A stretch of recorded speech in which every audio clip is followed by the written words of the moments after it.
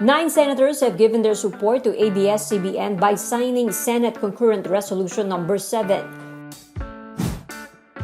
urging the National Telecommunications Commission to allow the Kapamilya Network to operate while Congress is still finalizing its franchise renewal bid. ABS-CBN's franchise will expire on May 4, 2020.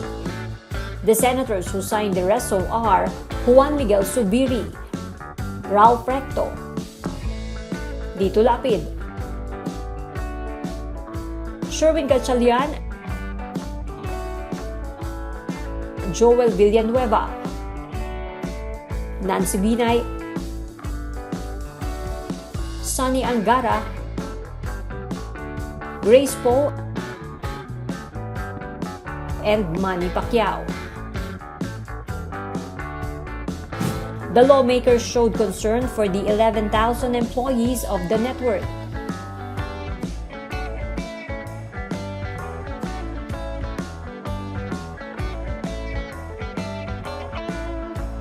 They also stressed its economic impact.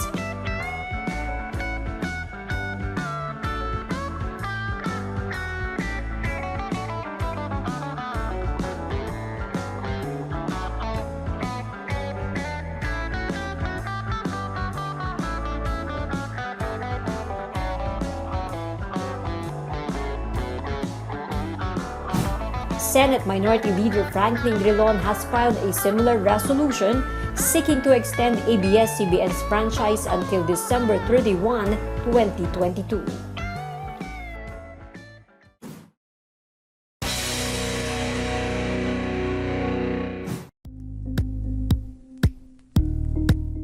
Thank you for watching Politico TV. Please like and subscribe to our channel for more videos.